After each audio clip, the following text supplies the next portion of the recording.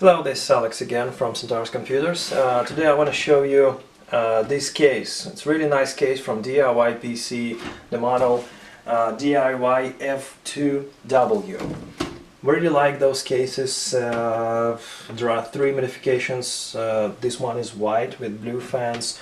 Another two are both black with orange or purple accents and purple or orange LED fans in them. We've already shown you the orange version. Today we want to show the white one. This is the case itself. The box is very simple, there is nothing on it. Styrofoam, plastic bag, nothing interesting. It doesn't show you a lot, so we're gonna get to the case. That's the right side panel. As you see, there is a window, and this, it's a clear window, not tinted or anything. It looks really nice quality here. That's the front of the case. As you can see, there is no slot for DVDs, so you're not going to be using any optical drives in this case. But that makes that case look much better, more cleaner inside, much lighter, and who uses DVDs anyway? That's the opening for front intake 120mm fan that's already installed there, the one with blue LEDs, and you can add another one, or you can even install like 240mm liquid cooling radiator on the front panel, which is nice. That's another side, nothing here. As you can see, that panel is protruded, so you can do quite some cabling underneath. And all the cables gonna fit there just fine, unless you got like crazy 1000 watt power supply. And that's the back. Another fan here, again it's blue LEDs, and the fan itself is blue as well. It's Micro-ATX case, so we can only fit Micro-ATX or ITX motherboard in there. There are only 4 slots for expansion cards. Power supply on the bottom, and the opening is here on the bottom as well. So the power supply air intake is gonna be on the bottom of the case with the filter, which is removable, which is nice. And the top of the case. Another opening here where you can add another 120mm fan, which is not included. There are only 2 fans included, but you can install another fan on top, and it helps with cooling a lot. So we definitely recommend adding another fan there, unless it's a really low power system that doesn't need a lot of cooling. Reset button, USB 3.0 and 2.0 ports, regular headphone, microphone jacks, and power button. Let's get inside now. Thumb screws, easy to remove, white as well. Side panel slides out. This is the window. The case is not really narrow, it's quite wide, and this panel is also protruded, so you can install quite high CPU coolers. Like, you can feed Hyper 212 in there and it's gonna be just fine.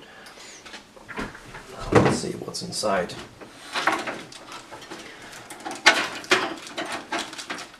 These are the standard cables. USB 3.0 connector here, all the front panel connectors, power switch reset, everything is standard. HD audio and USB 2.0. Cables are long enough for you to actually route them through all those holes, openings here inside of the case. So the length of the cable is not a problem at all. Now let's see what else I can show you here inside right away. The standoffs are pre-installed. You can move this one here and add few more for any kind of ITX or Micro-ATX motherboard.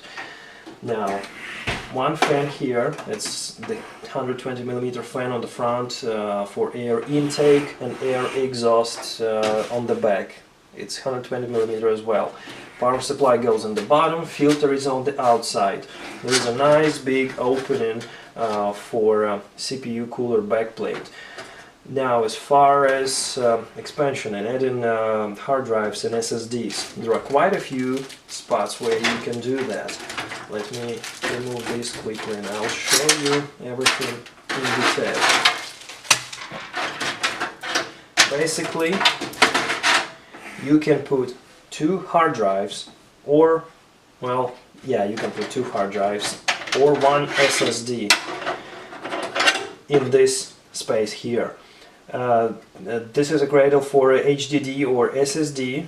There are holes for SSD drives here, and regular HDD, you just slide it in and put in there. So it's as easy as that. Now you can add another hard drive, regular 3.5 inch, I'm sorry, the hard drive. You can install it right there on the bottom. There are 2 like rails for that. You slide a hard drive, you slide it and you put it right on top of them, and then there are 4 holes on the bottom where you can put your screwdriver through those holes and actually attach the hard drive, regular 3.5 inch hard drive. You can attach it using regular screws, and this thing here is removable. You can add 2 hard drives here, and as far as SSDs goes, you can add 1 SSD in that cradle, another SSD here on top, which is really easy to do, and you can put 2 SSD drives in these connection points here. So they gotta be like sitting vertical, 1 here and 1 here. So maximum you can add 5 drives, 2 hard drives and 3 SSDs. So it's plenty for such a small case. As far as cabling goes, it's pretty easy as well. A lot of space here, a lot of openings, and all those cutouts can be used for cable routing, and there is enough space on the back to actually do that. I'm gonna show you the other side as well.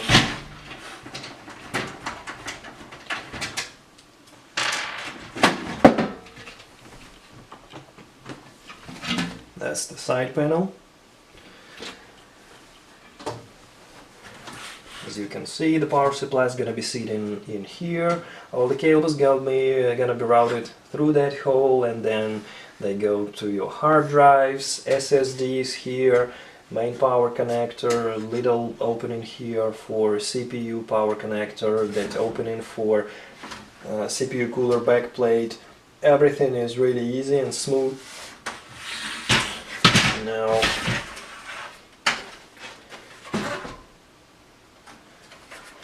those PCI slot covers, one of them is removable, the other 2 you just punch out. We actually prefer removable ones, but it's not a big deal. The fan connectors, you got both 3-pin and regular 4-pin Molex connections, and the cables are long enough for you to route them anywhere you want them to be, so that's not going to be a problem. And as we've mentioned before, we really recommend adding the top fan here, because it helps a lot. You can put a radiator in there, but probably it's not going to be enough space for it. All the panels are easily removable. Just pull them up. As you can see, that's one, and you'll need to do that if you want to add the top fan here. Here are the 4 holes for 120mm fan. You attach that fan from this side, so you would have to remove this, and the front panel goes like this. As you can see, you can move that fan up and down a little bit and install another one here, and there is no space for DVD. And from this side you'll be able to actually derive in mounting points for that 120mm fan to go all the way down here if you want to cool that area. All the cables are really long. The quality of plastic is really nice. It's not wobbly or shaky or anything. The case itself is rather light, but it's still very durable. And the paint quality is really good as well. You'll see that white paint on side panels. It's really nice. It's like car paint, and it doesn't chip. You can scratch it easily. So in that particular regard, it's really, really good. So this is it for this case. And one more I wanted to mention. Just make sure your power supply is gonna fit in here. Like regular power supplies will fit without any problems, but if you have really long one, it's gonna be a really tight space here. And if you have like a modular one, you won't be able to plug your cables in. But if it's regular, like 500, 600, 700 power supplies, it's gonna fit here, right? Without any problems. So this is it. Let us know if you have any questions. We have those cases on our website with many configurations, so if you like it, you can get one of those cases with pretty much any configuration, because cooling is not a problem here, so you can put any high-end system in that case, and you can install any kind of video card. It's gonna be probably just one video card, but as far as length goes, you can put any video card here.